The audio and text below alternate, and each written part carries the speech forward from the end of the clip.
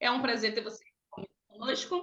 A aula está sendo gravada. Zita Guimarães, ora aqui pela família do Transbordo, pela família da pastora Rose, que vai estar dando aí esse estudo, e pela nossa amada Tânia Anjos.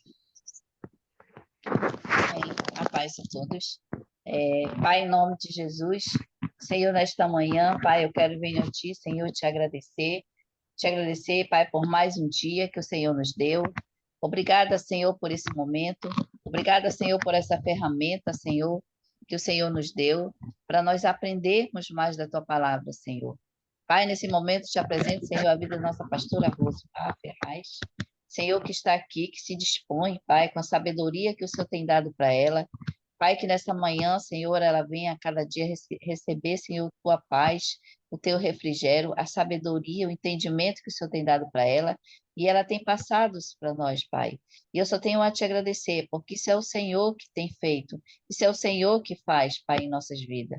Muito obrigada, Senhor, por esse momento. Também te apresento a vida da Mônica, Pai, que está na frente desse trabalho. Obrigada, Senhor, também pela vida da pastora Tânia Anjos, Senhor, que está com a sua mãezinha ali, Pai, no hospital, internada. Pai, em nome de Jesus, Senhor, Pai, que essa infecção, Senhor, venha sair, Senhor, do seu corpo, Pai, e que ela, Senhor, sinta a paz, Senhor, que o Senhor tem, que excede todo entendimento. Então, que nesse momento ela receba, Senhor, a cura, o renovo, mesmo na idade avançada, Senhor, mas nós sabemos, Pai, que nós não precisamos estar doentes para que nós venhamos morar contigo, Pai. Estar de acordo com a tua vontade, Pai. Por isso eu te apresento a família nesse momento. Que eles, Senhor, venham ter o teu entendimento e venham colocar diante do Senhor para que haja paz em seus corações, Senhor. Abençoa, Pai, a família do Transbordo, incluindo a minha vida e a vida de todos que estão aqui, que tiraram esse tempo para ouvir mais e conhecer mais daquilo que o entendimento que Deus deu para a pastora, Pai. Muito obrigada, Senhor, por esse estudo, que é muito rico, Senhor, em nossas vidas, porque a tua palavra é assim, ela é rica em nos abençoar, em nos ensinar aquilo que nós precisamos, não aquilo que nós queremos ouvir, mas aquilo que nós precisamos, Pai. Pai, se alguém, Senhor, se encontra triste, o Senhor é a alegria. Se alguém está enfermo, o Senhor é a cura. O Senhor é o renovo. O Senhor é a paz que nós precisamos, Senhor. Por isso eu te adoro, Senhor, nesta manhã e já te agradeço por todo o ensinamento que o Senhor vai nos dar através da nossa pastora, Pai. Muito obrigada, Senhor. Continua abençoando ela, a sua família, Deus. Cobre ela com teu sangue, Senhor. Coloca ela debaixo das tuas asas e o livra de todo mal para a glória e louvor do nome do Senhor. Em nome de Jesus, amém. Amém? Amém, amém, glória a Deus. Antes de eu chamar aqui a pastora Lila, quer dar um recadinho aí para você que está nos assistindo. Fala aí, Lila Silfer. Bom dia, pessoal. A gente sabe que o conteúdo da pastora é maravilhoso, mas a gente está sempre em momentos diferentes e sempre surgem dúvidas, perguntas. Então, deixa aqui nos comentários todas as suas dúvidas que a gente vai fazer chegar até a pastora para que você tenha a sua resposta. Tá certo? Só isso. Amém. Vem para cá, Rosiva Ferraz. Fala com a gente nessa manhã. Graça e paz, meus queridos, graça e paz. Deus é bom e a sua misericórdia, a sua fidelidade, ela dura para sempre. Eu bendigo o Senhor pelo privilégio de estarmos juntos, ouvindo, meditando, entendendo a sua palavra. Você se acha em unidade? Quando nós pensamos em unidade, nós pensamos no Senhor, né? Nós vamos entender um pouquinho hoje sobre o que é unidade e como alcançar essa unidade. Vamos levar um susto, porque vamos descobrir que nós não estamos em unidade. E, pastora, como é que você sabe que eu não estou em unidade? Porque a palavra de Deus nos revela isso. Então, nós vamos juntos estudar, refletir e quero também aprender com você, como Lila disse. Tudo que você puder trazer vai ser para enriquecer e acrescentar para todos nós. Amém? Bom, o que é unidade? Para entender o que é unidade, nós precisamos voltar lá em Gênesis, no capítulo 1, a partir do versículo 26, onde Deus diz assim: façamos o homem. Disse Deus: façamos o homem à nossa imagem, conforme a nossa semelhança, e domine sobre os peixes do mar, sobre as aves dos céus, sobre o gado, sobre toda a terra, sobre todo réptil que se move sobre a terra. Então, unidade, ela tem um propósito. E o propósito da unidade, se você pegar essa chave como eu peguei, você vai ver que benção estar unido. Que benção estar em unidade. Por quê? A unidade está relacionada com governo, com domínio, com autoridade, com supremacia, com governo. Então, quando eu estou em unidade no corpo, eu estou governando. Eu governo a mim mesma, na minha mente, nas minhas emoções, nos meus sentimentos. Eu governo na terra, eu governo dentro da minha casa, eu governo no meu trabalho, eu governo aonde eu pisar a planta dos meus pés. Por isso eu preciso estar em unidade. Quando Deus pensou em mim e você, Ele disse para a Trindade, Ele disse para o Espírito Santo, Ele disse para seu Filho Jesus: vamos fazer o homem? Vamos fazer?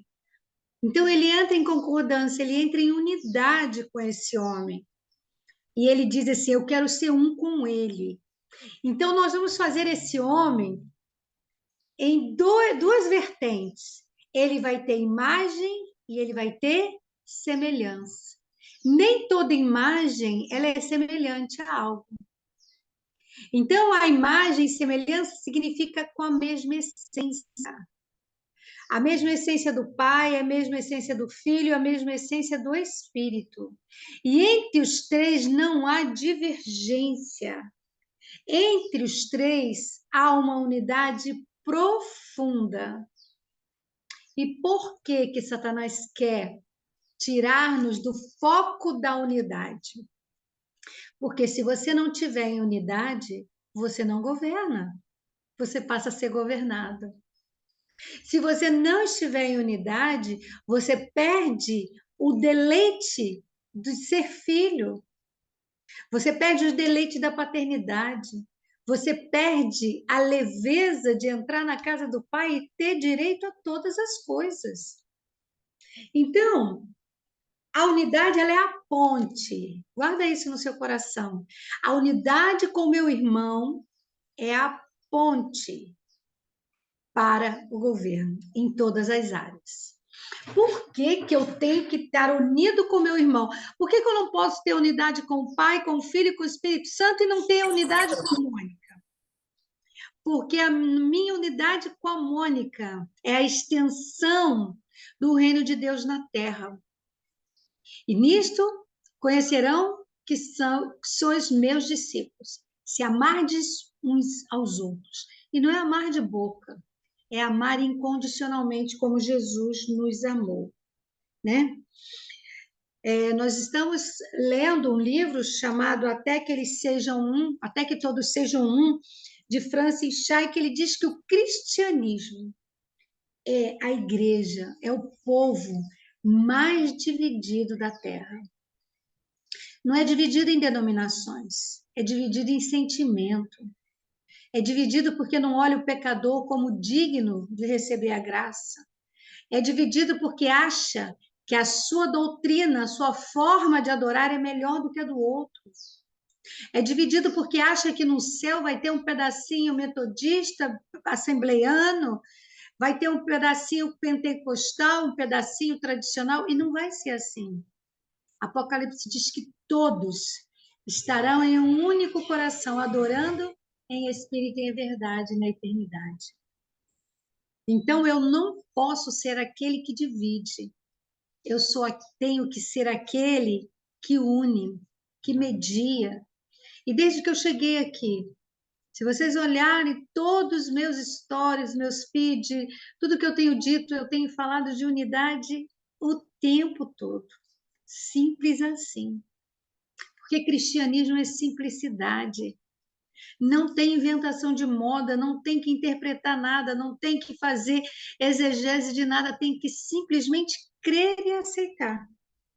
E isso é tão sério que Jesus, lá no Evangelho de João, no capítulo 17, versículo 21, ele diz assim, no 19 ele vai dizer, por eles eu me santifico. Me santifico a mim mesmo para que eles sejam santificados na verdade. Eu não rogo somente por estes, mas também por aqueles que pela sua palavra hão de crer em mim, para que todos sejam um. Como tu, ó Pai, o és em mim, e eu em ti, que também eles sejam um em nós, para que o mundo creia que tu me enviaste. A unidade faz com que o mundo olhe para mim e para você e veja que somos enviados de Cristo, que somos embaixadores de um reino totalmente diferente. Mas, pastora, por que que você acha que eu não estou unida? Porque nós temos muitas divergências. Divergência doutrinária, divergência de estilo de vida, divergência e acho que o outro precisa gostar do que eu gosto. Isso não é unidade. A unidade está além de gosto. A unidade está além de forma de culto. A unidade, ela está além de estilo de governo, de liderança cristã. A unidade vai muito além. E como que a unidade ela foi quebrada? Ela foi quebrada no Éden. Primeiro, quando a sua mulher entende que ela não precisa do governo do seu marido, e ela toma do fruto da árvore, e ela escolhe dar ao seu marido, levá-lo junto com ele ao engano e achar que pode governar sem unidade. Não existe governo sem unidade. Depois que Eva e Adão quebram esse princípio, são expulsos do jardim, nós vemos como que a falta de unidade ela começa a apodrecer a integridade humana. Temos dois irmãos que chegam para uma oferta ao Senhor, um oferta o fruto da terra, o outro oferta o animal, a primícia do seu gado. E aí, quando um é aceito, o outro é rejeitado, a ira, a inveja, a facção entra no coração daquele irmão e ele mata o outro. Matar o outro não remove o problema. Matar o outro, ser indiferente com o outro, não significa que você consegue expurgar o outro. E aí entra um dos maiores paradigmas, né, da história. Sim, Lila, nós podemos classificar a falta de unidade como falta de amor, porque a nossa unidade ela está completa no amor do Pai. Eu amo tanto meu Pai que eu estou disposta a amar você com todas as suas deficiências. O meu amor pelo meu Pai me constrange a amar aqueles que são filhos dele. Não são aqueles que são meus irmãos, apenas. São aqueles que também são filhos do meu Pai. Volto a dizer, alguns são mais abençoados por causa da sua fidelidade e obediência, mas Deus não tem filho predileto. O único filho predileto de Deus se chama Yeshua, Jesus Cristo de Nazaré, porque ele foi o primogênito. Então, nós temos que entender esse princípio. Precisamos entender o que é amor. Nas lives gravadas, um dia eu falei sobre o que é o amor. Amor é aceitação. Amor não é um molde que eu coloco o outro e digo, olha, você vai ficar nessa forma. O amor é aceitar o outro como ele é, independente de como ele esteja. Então, quando Abel, né, e Caim entram em conflito, nós vemos a essência do mal se prevalecer na terra. E se você perceber lá em Isaías, no capítulo 14, no versículo 12, olha como é que a essência do mal já estava no coração de Satanás. Ele diz assim, ó: como caíste do céu, ó estrela da manhã, filha da alva, como foste lançado na terra, tu que debilitava as nações. E tu dizias no teu coração, eu subirei ao céu, e acima das estrelas, das estrelas de Deus, exaltarei o meu trono, e no monte da congregação me assentarei, da banda dos lados do norte. Ou seja, Satanás, ele não queria o que era de Deus. Ele queria ser maior do que Deus. Ele queria ser maior do que Deus, né? Então, é necessário nós entendermos que não dá para ser unido com Deus desejando aquilo que Deus não deseja para nós. E aí Jesus, ele entra num contexto prático, porque Jesus era pragmático, e ele vai nos ensinar lá em Lucas, no capítulo 9, né? Mateus, Marcos e Lucas 9, ele vai nos ensinar algo poderosíssimo a respeito da unidade, embora eu nunca tenha visto ninguém falar nesse texto a respeito de unidade.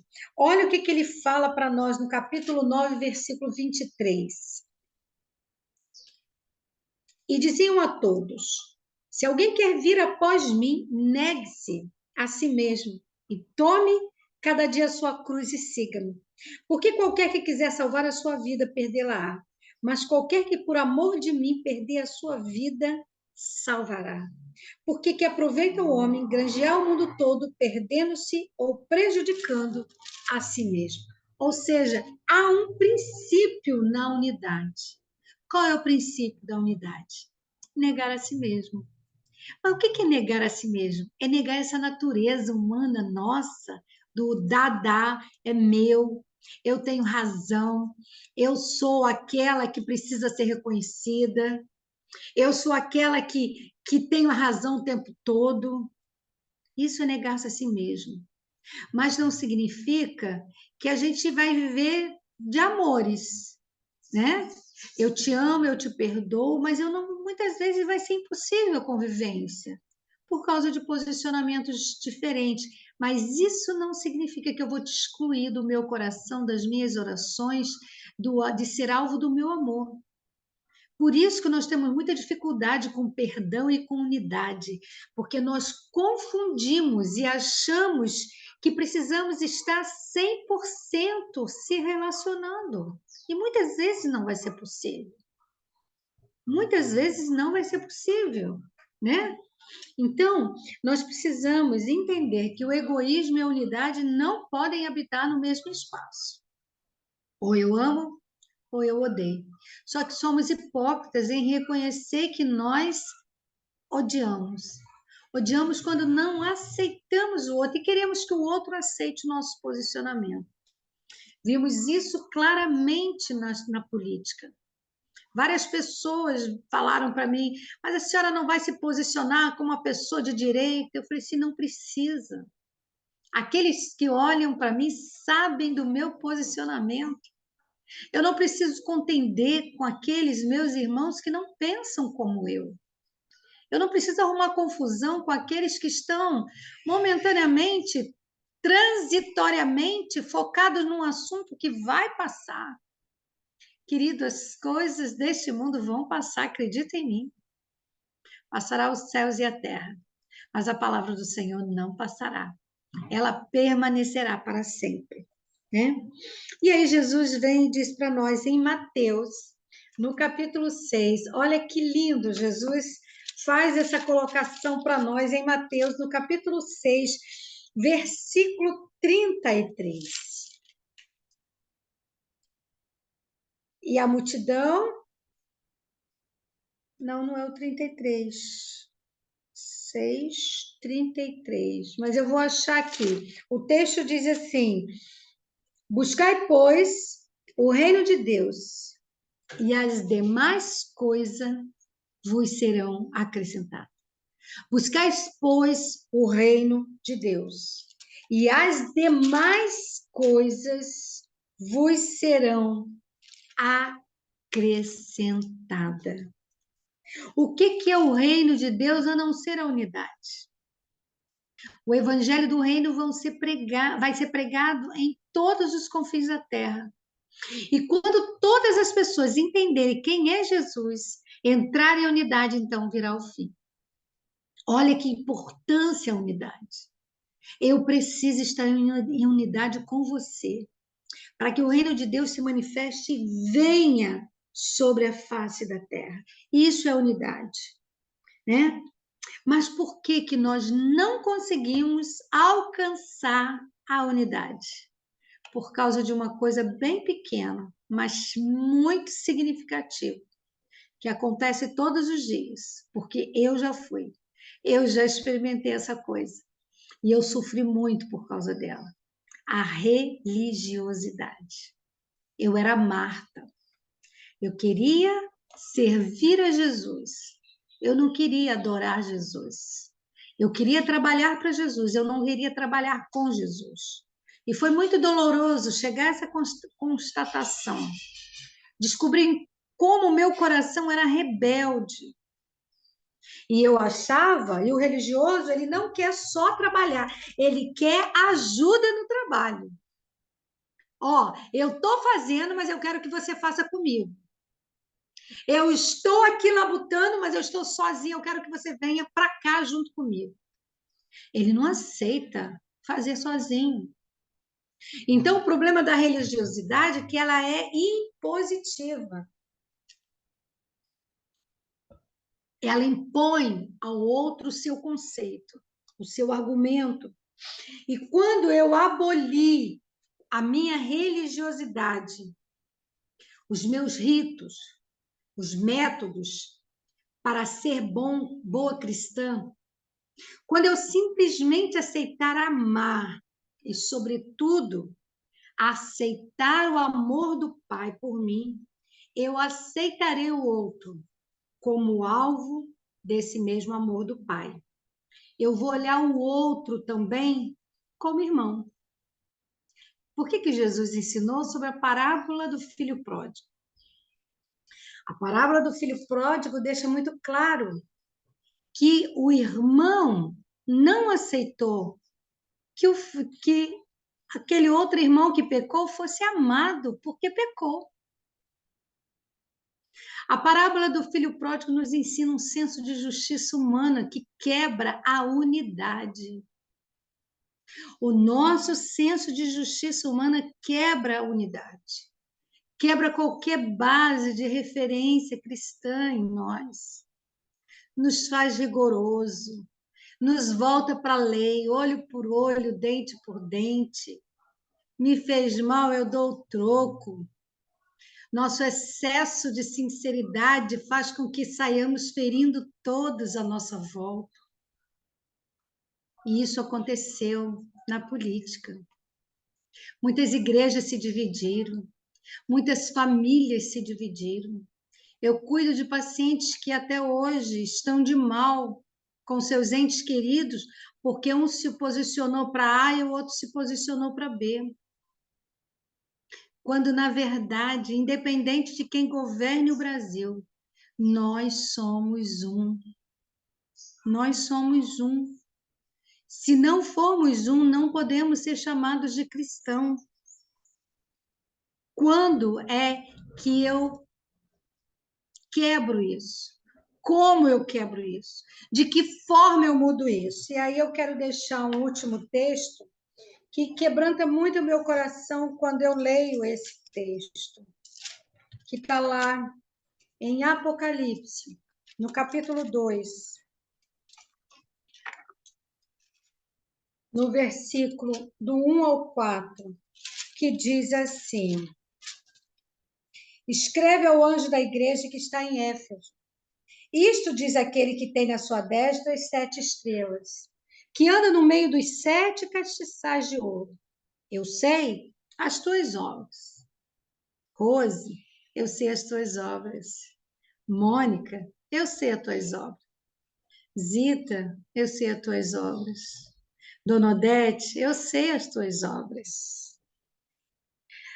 E o teu trabalho. Eu conheço o trabalho de cada um de vocês. Eu conheço a paciência de cada um de vocês.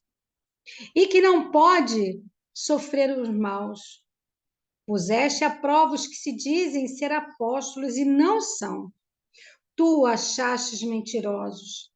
E sofrestes e tens paciência e trabalhaste pelo meu nome e não te cansaste. Ele está falando para uma igreja que trabalhou arduamente. Uma igreja que não deixou de fazer e fazia o tempo todo. Mas aí chega o versículo 4, que ele diz assim: tenho, porém, contra ti, que deixaste a tua caridade. Em outras versões vai dizer, deixaste o primeiro amor. Lembra-te, pois, onde caíste, e arrepende-te. Pratica as primeiras obras. Quando não, brevemente virei a ti e tirarei do seu lugar o teu castiçal, se não te arrependeres. Castiçal fala de luz, fala de caminho, fala de comunhão, fala de unidade. Então, quando eu perco o amor, eu passo a ser religioso, crítico, coloco defeito em tudo, tudo está ruim, nada está bom. Eu passo a ser uma pessoa altamente negacionista, exclusivista, e se você não pensar igual a mim, você não serve para andar perto de mim.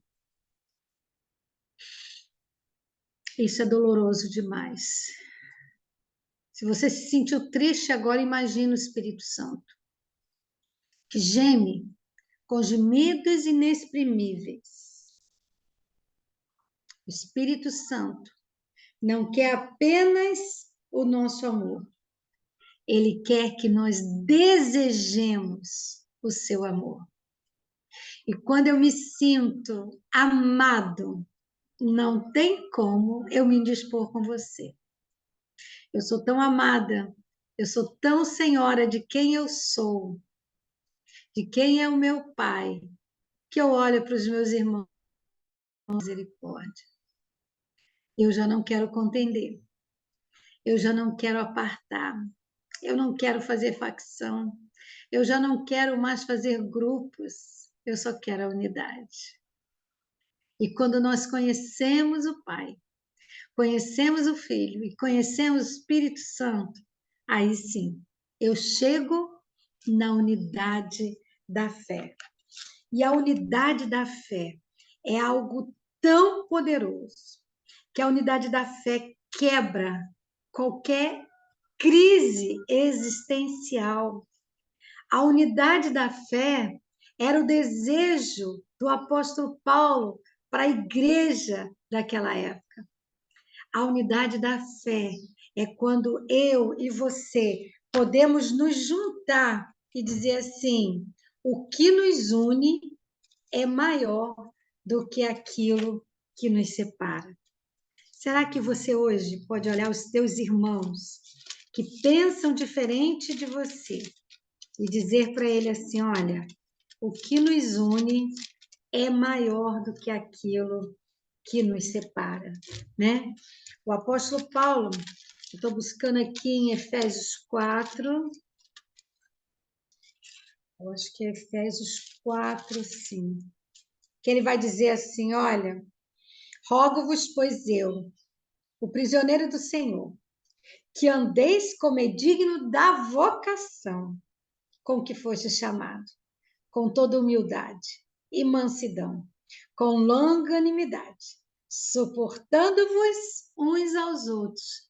Unidade é suportar o diferente, suportar aquele que não pensa como você, procurando guardar a unidade do Espírito, pelo vínculo da paz. Há um só corpo, um só Espírito, como também foste chamado em uma só esperança da vossa vocação. Eu preciso falar todos os dias: Senhor, me ensina a amar. Senhor, me ensina a amar. Né? Nosso tempo está acabando, mas eu quero responder uma pergunta aqui da Ivonete. Posso amar e não conviver, continuar orando e não excluir do meu coração a pessoa. Realmente, muito difícil ter relacionamento com pessoas com posicionamentos diferentes em relação ao entendimento do Evangelho. Às vezes, Ivanete, nós vamos ter que olhar o outro como meninos na fé, como crianças que não estão prontas e nem aptas para comer um alimento sólido como esse que nós comemos hoje. Porque eu tenho certeza que o Espírito Santo falou ao teu coração como falou ao meu. Alguns a gente dá leitinho, outros a gente dá papinha, outros a gente vai dar uma frutinha. Para outros, nós vamos dar feijoada, alimento sólido, alimento com substância que vai nos fazer crescer em graça e conhecimento diante do Pai. Senhor, se há porventura algum entre nós que tem sofrido rejeições por causa da falta de unidade na fé, eu te peço que esse estudo dessa palavra traga consolo, força e vigor. Se há alguém com dificuldade de amar, também excluindo seus irmãos e quebrando o vínculo da unidade, eu te peço que o Senhor gere arrependimento nesta manhã, que o Senhor gere confissão e que o Senhor gere perdão. Eu abençoo, Senhor, esta igreja. Eu abençoo a todos quantos aqui estão e me alegro pela oportunidade que o Senhor me dá mais uma vez de te servir. Muito obrigada, Pai, em nome de Jesus. Amém. Amém. Meu Deus, quanta clareza, hein? A aula vai estar gravada. Obrigada, minha pastora, obrigada por trazer mais entendimento sobre a unidade. E você aí que ainda tem perguntas para fazer, coloca lá no nosso grupo. A gente vai estar passando para a pastora, viu? Obrigada, amanhã é quinta de oração. Não desanima não, eu aguardo você aqui às 7h05. Beijo no seu coração. Obrigada, Rosimar Ferraz. E até amanhã, meus amados. Eu amo essa família do Transbordo.